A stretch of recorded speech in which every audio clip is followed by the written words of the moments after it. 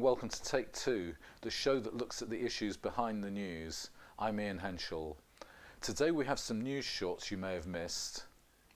I'll be talking to Fran Anderson on police corruption here in the UK. And then we have an interview with David Barnby on the origins of the EU. First, here are the news items. Oppositional defiant disorder. At first we thought this was a joke, but it isn't. It's called oppositional defiance disorder, aka ODD, and it's definitely OTT. This grammatical illiteracy is now an official psychiatric illness in the US, but the pernicious influence of the US psychiatric establishment has spread to the UK. ODD is defined as an ongoing pattern of disobedient, hostile and defiant behaviour.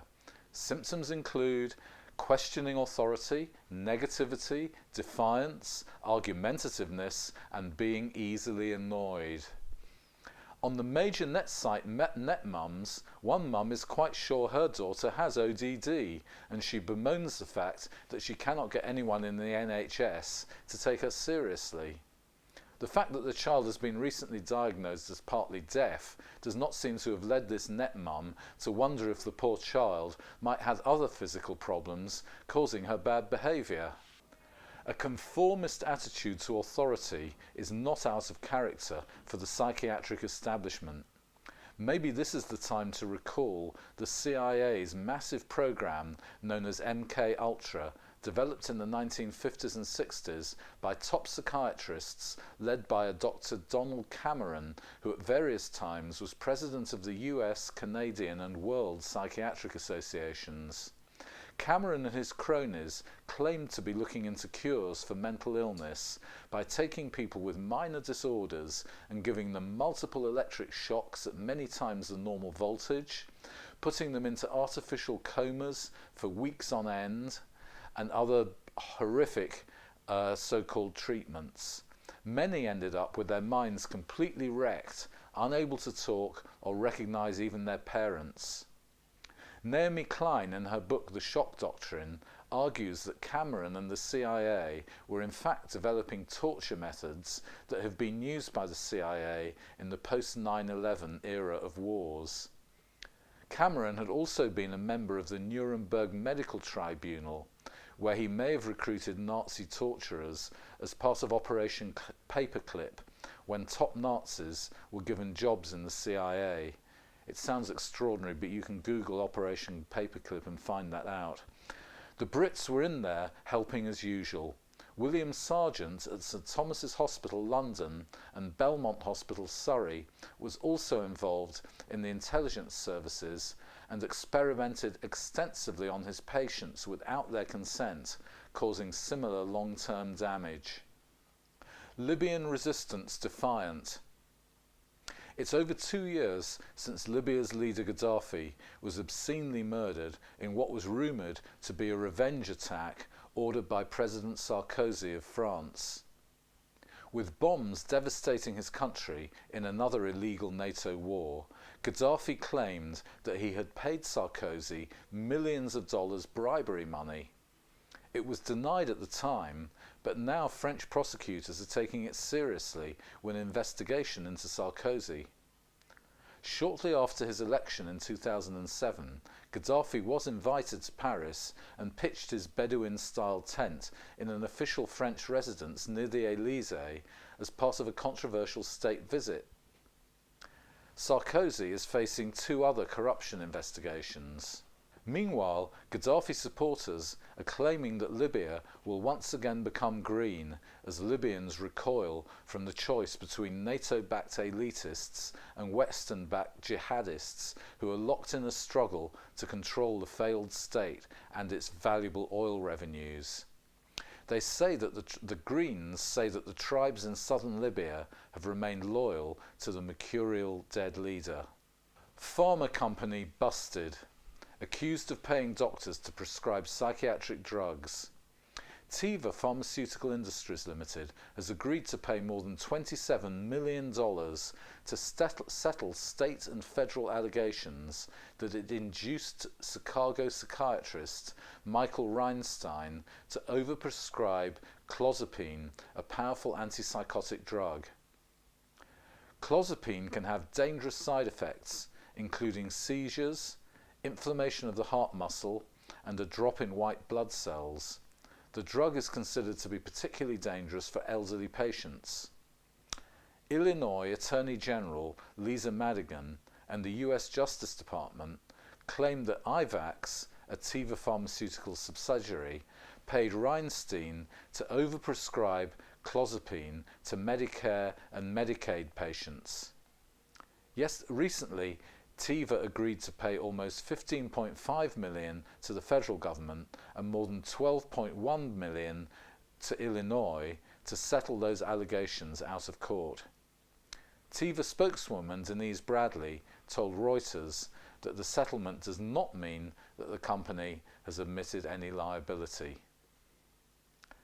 In November 2012, federal prosecutors also filed suit against Reinstein, alleging that IVAX had paid him $50,000 a year to work as a consultant, paid his nurse to promote the drug, and funded a study at an affiliated research institute. After the payments, Reinstein began overprescribing clozapine, they say. The company also allegedly paid for trips and entertainment for Reinstein and his friends. Just normal business for the big pharma, many people would say, but at least in this case, they were busted. The UK police have been hit by a string of scandals lately, causing some to lose confidence in them altogether. According to a Sky News poll, over 50% of UK citizens believe there is a culture of cover-ups within the UK police. Those from ethnic minorities reported even more discontent. The European Social Survey shows that the UK stop and search policy has resulted in less Britons trusting their police than in Scandinavia, Switzerland or Germany. Hillsborough was a shocking example where police conspired with local Tory MPs and solicitors to blame the football fans for their own deaths. To recap, Liverpool football supporters were crushed to death in 1986 when too many fans were let into the football stadium due to police misjudgments. With the London Police, the Met, corruption has gone on for decades, with even more shocking revelations recently. Our correspondent Fran Anderson takes a look at the details. As you said, Ian, the extent of the police corruption in the Met is shocking. There's the scandal of undercover police infiltrating peaceful campaigns, including the Stephen Lawrence family and their supporters. Stephen Lawrence was stabbed to death by a racist gang in South London in 1993. It's now beyond a doubt that the police investigation was woefully incompetent and that the family felt victimised by the whole process.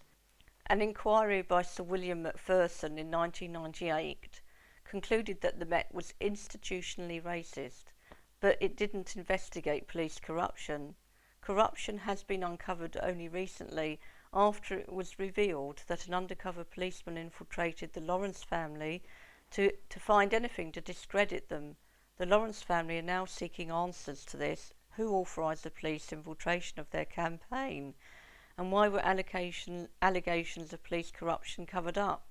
After this revelation, Theresa May, Home Secretary, appointed Mark Ellison QC, a barrister, to head another review of the Stephen Lawrence murder investigation. The Ellison review has found details of decades of police corruption that many had suspected, and it was written about in a forgotten book called The Untouchables by Michael Gilliard, a book the Met Police wanted banned. The publisher at the time was pressurised not to print any more copies. However, the book is now in print and been updated. That's interesting, Fran. I don't think many people have heard of that book. There's a fiction series by G.F. Newman from the 70s, a really great read, and probably things aren't so different now. Its hero is a clever, corrupt policeman, a lot cleverer than the people we're seeing paraded on the TV screens and being named. Anyways, that's by the by. So what did the Ellison Review find?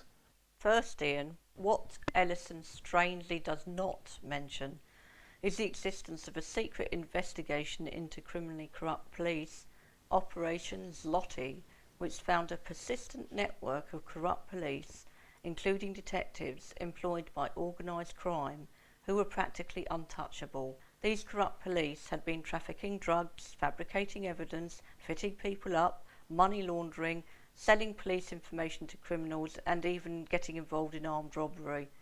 Operation Zloty mentions up to 17 other investigations of corruption, yet no effective action was taken. However, Ellison did report the existence of Operation Othona, another secret police investigation into corruption which ended in 1999, and that lorry loads of files from that operation was inexplicably shredded in 2003 when Sir Ian Blair was in charge of the Metropolitan Police at the time. We're left with the unanswered question, who gave the order to shred?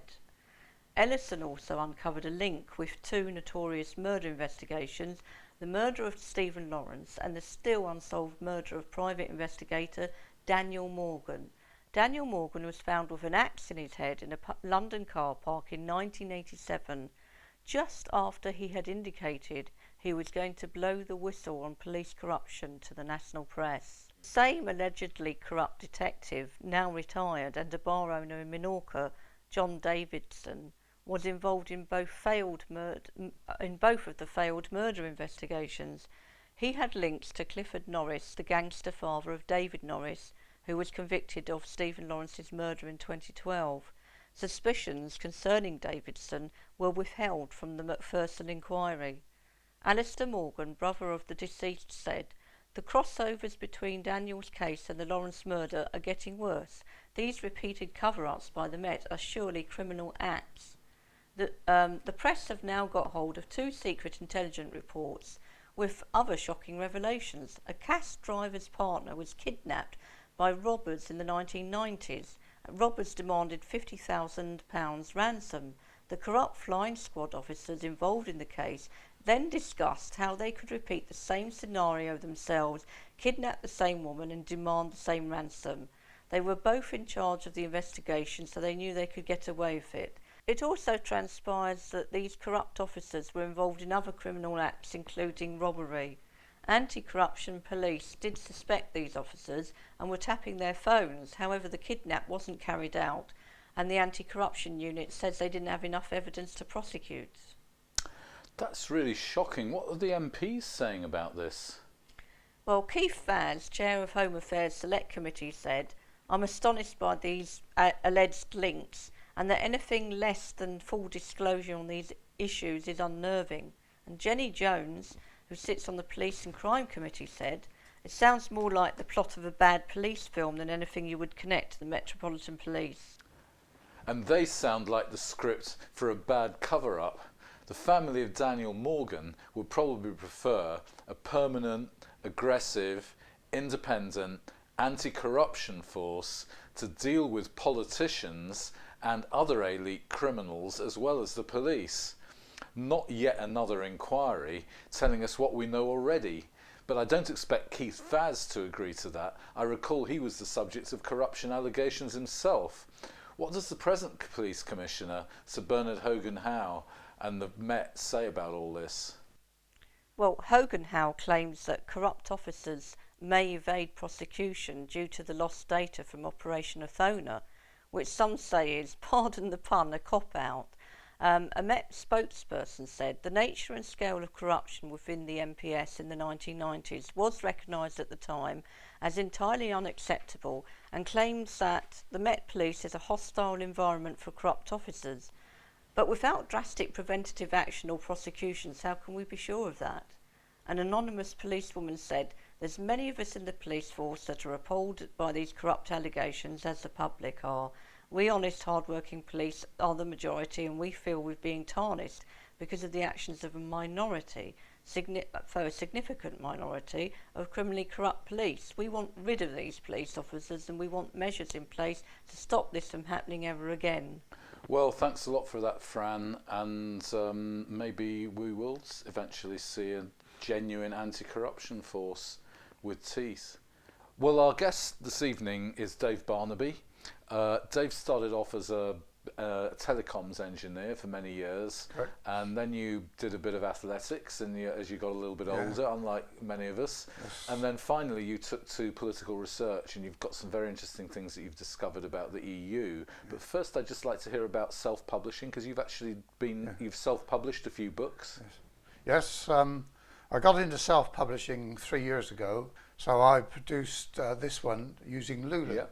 And after that I then thought, well, this is good fun. I then produced my own book, which I A Millennium wrote Walk. Was this a walk that you actually did yourself? I did that in 2000. And then you moved on to the EU with your Yes. researches, and you found some pretty surprising things. What I think to many viewers will be pretty surprising things about the EU, how they're actually much more closely part of the American networks than many people realise. The Americans came out of the Second World War in a very prosperous state. Their industry was huge, whereas the European industries were rather battered. And I think the Americans saw a big opportunity to project their corporate power. And I say corporate power because this is the subject of the book I'm presently writing. The EU, a corporate racket. Yeah. That's the book, David's book. Yeah. And it's a result of researches that I've been doing now for probably 10 or 12 years, because I was abroad most of my working life, and I was very mystified at how people in this country submitted to being governed by people in Brussels, and rather than their own MPs that they had elected. So I went down the Public Record Office 30 years after we'd entered the European Union, and found some rather startling material showing how our government had worked through various organisations within the civil service to promote the European Union to the people. And of course, one of the activities there was to ensure that the people didn't have a referendum on going into the European Union. Yes. People think there was a referendum, but that came 3 years later in 1975. Yes. And I don't. It was a referendum not on going in, but on coming out. Yeah. And so there's always a tendency in referendums for people to support the status quo. That's right. Yeah. That's it. I mean, effectively, we've not had a referendum on any of I think it's 6 treaties that have taken us from a self-governing nation to 80% being governed from across the channel. Well, they said many, many times in the 70s that there would be no loss of sovereignty. This was only an economic union, and now they don't really make any pretense. But you were looking at the very early origins as well, weren't you? And the Americans, it was almost an American initiative. Is that right? I think there were a lot of things going on in the Second World War. People were talking about United Europe, some of the heads of state. Well, Hitler was Hitler was the original European. He came very. Europe. He actually drew out a blueprint for it, which some people say is the European Union's model. Well, I wouldn't like to comment on that. Put that to one side. But Churchill was very keen on Europe being united, and some people say he didn't mean Britain to be included in that. But I found out that Churchill was very ambivalent about the whole thing. Sometimes it seems as though he was looking for a substitute empire. The British Empire was coming to its end, closing down. And I think he and a lot of people that I've met who are of a certain age seem to wish that to continue, but they thought Britain's too small to carry on with this empire. But if we unite as Europe, then we can become the European, or become a new empire. We can dominate Europe. We can dominate the world. the world through Europe. Through Europe, and you see today. But the Americans weren't going to have that, were they? Yeah, that's what. Yeah. No, I think the Americans. It depends which American you're talking about, but I think they saw Europe as being in partnership with America and projecting this sort of image. And Churchill did start off the European movement. He founded it, but he seemed to lose a bit of interest.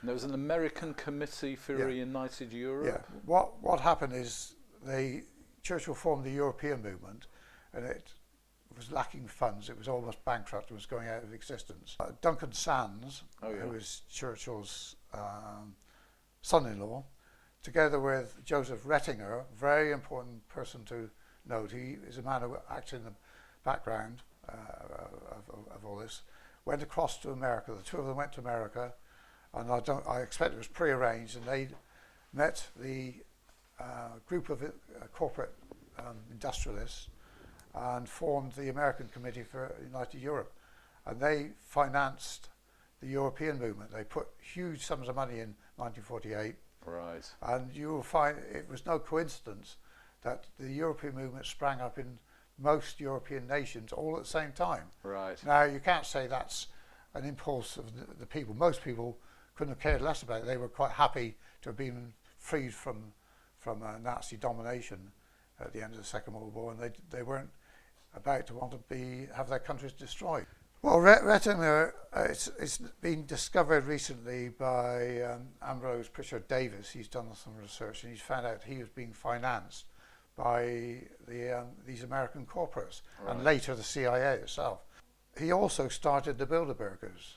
I thought I recalled that name. Yeah. He's mentioned in Dennis Healy's autobiography. He was Sikorsky's right-hand man during the Second World War. Right.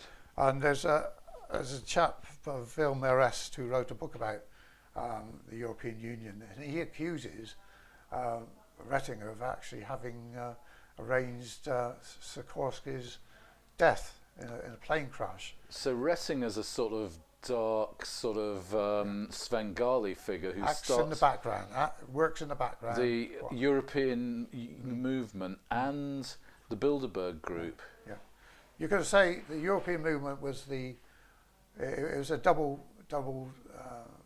sided effort, so to speak. One side was to win the people of Europe over and make them enthusiastic about giving up their sovereignty, but in gradual stages, of course. Yeah. And the other one was to get the corporate entities around the world to band together to finance this new Europe, which the corporates would dominate. Well, there's some statistic about for every one real lobbyist, there's about 10 corporate lobbyists in Brussels or something like that. I heard something along those lines. And then you've got this American committee. It's a bit of a sort of non sequitur. It's American Committee for a United Europe. I mean, does that say it all? Well, yeah. I mean, in those days, there was a lot of gratefulness that the Americans had come in at the end of the war and produced armaments. Won the war for us. And several million troops. So although actually it was the Russians who won the war, and the Americans supported the Nazis for quite a long period. But people that's what I forgot was going about to say. I'd just like to read out some of the names of the corporates that were involved in forming ACU, the American Committee for United Europe. And these companies made a fortune during the war. Of course, when the war ended, they wanted this jolly period to go on. So so that's part of the reason for the EU, I think. They wanted to consolidate their corporate position, dominance. That's right. There's Remington Arms Company, was part of it.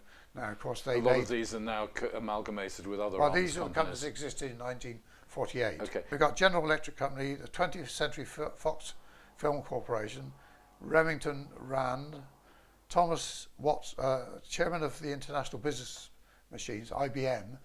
Now, IBM helped Germany produce the punch card system for rounding up the undesirables in the Second World War, as most people know. And then there was Standard Oil, who were producing synthetic oil for the Germans as well. 20th Century Fox. With CBS, were there other media presence? No, not at that time. No, I got there's about, as you can see, there's about 50 names there. Yeah.